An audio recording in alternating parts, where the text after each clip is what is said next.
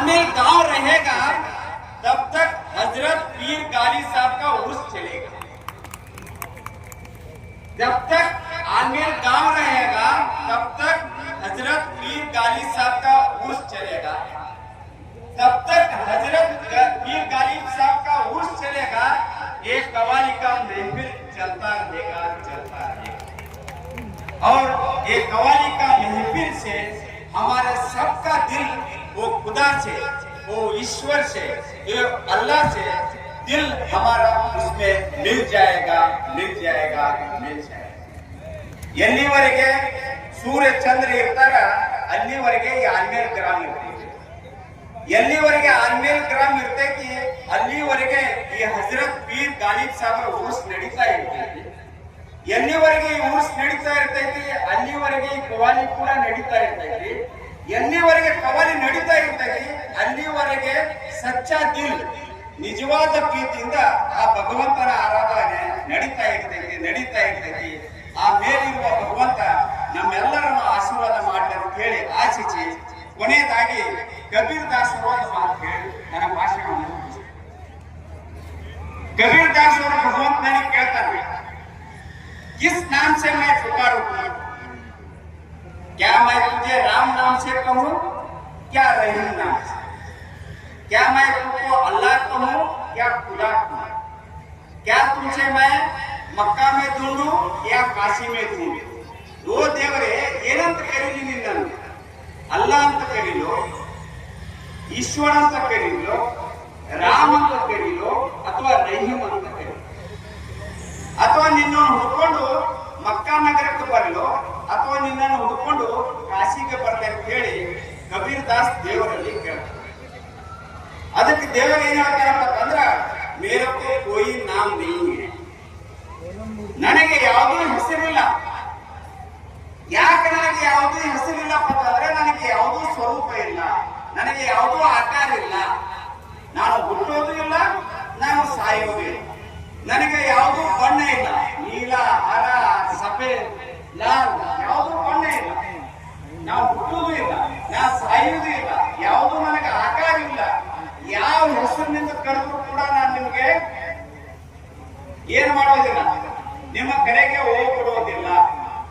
ನೀವು ಈಶ್ವರ ಅಂತೇ ಕರೀರಿ, ರಾಮ್ ಅಂತೇ ಕರೀರಿ, ಅಲ್ಲಾ ಅಂತೇ ಕರೀರಿ, ಖುದಾ ಅಂತೇ ಕರೀರಿ, ನೀವು ಯಾವುದೇ ಹೆಸರಿನಿಂದ ಕರೆದ್ರು ನಾನು ನಿಮಗೆ ಹೋಗ್ಬಿಡೋದಿಲ್ಲ, ನಿಮ್ಮ ದರ್ದ ನಾನು ಕೇಳಿಸೋದಿಲ್ಲ.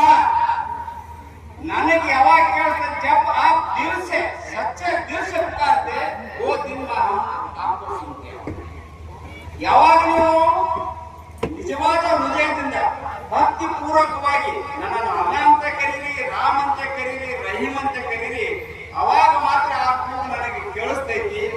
ये लाल चिमटी रहता है ना, छोटा सा क्या पीरी में, उसको क्या बोलते हैं? चिमटी बोलते हैं, क्या बोलते हैं? चिमटी, लाल चिमटी चलता रहता, बहुत छोटा रहता है. वो लाल चिमटी का पांव को पायल ಹಾಕಿ ಆ ಕೆಂಪಿರುವಿ ಕಾಲಿಗೆ ಗೆಜ್ಜಿ ಕಟ್ಟಿ ಆ ಗೆಜ್ಜಿ ಝಲ್ ಅಂದ್ರೂ ನನಗೆ ಕೇಳಿಸ್ತೈತಿ. ಆದ್ರೆ ಏನಿರಬೇಕು? ಸಚ್ಚಾ ಪ್ಯಾರ್, ಸಚ್ಚಾ ಮೊಹಬ್ಬತ್, ಸಚ್ಚಾ ದಿಲ್. ಯಾರಲ್ಲಿ ಸಚ್ಚಾ ದಿಲ್ ಇರ್ತೈತಿ, ಸಚ್ಚಾ ಮೊಹಬ್ಬತ್ ಇರ್ತೈತಿ, ಸಚ್ಚಾ ಪ್ಯಾರ್ ಇರ್ತೈತಿ, ಅವ್ರು ಭಗವಂತನ ಭಕ್ತಿ ಮಾಡ್ತಾರ. ಯಾರ ಆಡಂಬರದ ಭಕ್ತಿ ಮಾಡ್ತಾರ ಅವರಿಗೆ ಭಗವಂತ ಯಾವ ಕಾಲಕ್ಕೂ ಒಲಿಯುವುದಿಲ್ಲ. ಆದುದರಿಂದ ಈ ಹಜರತ್ ಪೀರ್ ಗಾಲಿಬ್ ಸಾಹೇಬರ ಉರ್ಸ್ನಲ್ಲಿ ನಿಮ್ಮಲ್ಲೆಲ್ಲರೂ ಕೇಳ್ಕೊಳ್ಳೋದು ವಿನಂತಿ ಏನಪ್ಪ ಅಂದ್ರ, ನಾವೆಲ್ಲರೂ ನಿಜವಾದ ಪ್ರೀತಿಯಿಂದ ಆ ಭಗವಂತನನ್ನು ಆರಾಧಿಸೋಣ, ಆ ಭಗವಂತನ ಕೃಪೆಗೆ ಒಳಗಾಗೋಣ.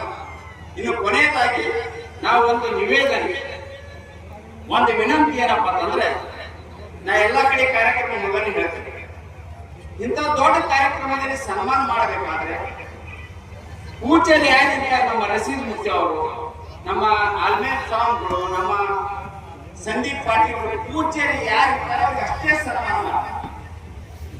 ಉಳಿದವರಿಗೆ ಸನ್ಮಾನ ಮಾಡುವ ಅವಶ್ಯಕತೆ ಇಲ್ಲ. ಆ ಸನ್ಮಾನದ ಏನು ಹಣ ಇರ್ತೈತಿ, ಒಬ್ಬ ಬಡ ರೈತನ ಕುಟುಂಬಕ್ಕರೇ ಕೊಡ್ರಿ, ಒಬ್ಬ ಬಡ ರೋಗಿಯ ಕುಟುಂಬಕ್ಕರೇ ಕೊಡ್ರಿ, ಒಬ್ಬ ಬಡ ವಿದ್ಯಾರ್ಥಿಯ ಶಿಕ್ಷಣಕ್ಕರೇ ಕೊಡ್ರಿ. ಅವಾಗ ನಿಜವಾಗಿ ಅಲ್ಲ ಬೆಳೆಸ್ತಾನೆ, ಅದು ನಿಜವಾದ ಜಾಗ. ವೈಯಕ್ತಿಕ ಅಸಲಿ ಜಗತ್ ಅದಕ್ಕೆ ಈ ಕೂಂದ ವೆಚ್ಚ ಮಾಡಬೇಕು.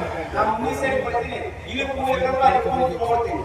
ಸ್ಟೇಜ್ ಮೇಲೆ ಏನು ಶಾಪ್ ಇರ್ತಾರೆ ಉಳಿದ ಹಾರ ಕೂಡ ಈ ಶಾಲೆ ಏನಿರ್ತೈತಿ ಆ ದುಡ್ಡ ಯಾವುದೇ ಜಾತಿಗೆ ಇರ್ಲಕ್ಕ ನಾವು ಬಡವನಿಗೆ ತಲುಪಿಸಿದ್ದೆ ಆದ್ರೆ ಅಲ್ಲಾನ ದುವಾ ತಮಗೆ ಲಭಿಸ್ತೇವೆ ಅಂತ ಹೇಳಿ ಇಲ್ಲಿ ನಾನು ಸಣ್ಣವನಾಗಿದ್ರು ಕೂಡ ಯಾವುದೇ ಅಧಿಕಾರದಲ್ಲಿ ಇದ್ರೂ ಕೂಡ ಇಲ್ಲದಿದ್ದರೂ ಕೂಡ ಎಲ್ಲದರಲ್ಲಿ ಚಿಕ್ಕವನಾಗಿದ್ರು ಕೂಡ ಈ ಕಮಿಟಿಯ ಅಧ್ಯಕ್ಷರಾದಂತಹ ಸೈಫಾನ್ ಜಮಾದ್ ಅವರು, ನಮ್ಮ ಸಾದಿಕ್ ಸುಂಬಳ ಅಣ್ಣ ಅವರಲ್ಲಿ, ನಮ್ಮ ಹಿರಿಯರಾದಂತಹ ಗಣೇಶ್ ಇವರಲ್ಲಿ, ಯಾಕೂಬ್ ನಾಟಿಕಾರರಲ್ಲಿ, ಊರಿನ ಎಲ್ಲ ಗಣ್ಯಮಾನ್ಯರಲ್ಲಿ ನನ್ನ ಪರವಾಗಿ ಮನುಗುಳಿ ಕುಟುಂಬದ ಪರವಾಗಿ ಅನಂತ ಧನ್ಯವಾದಗಳನ್ನು ಸಲ್ಲಿಸಿ ನನ್ನ ಎರಡು ಮಾತುಗಳನ್ನು ಮುಗಿಸಿದ್ದೇನೆ.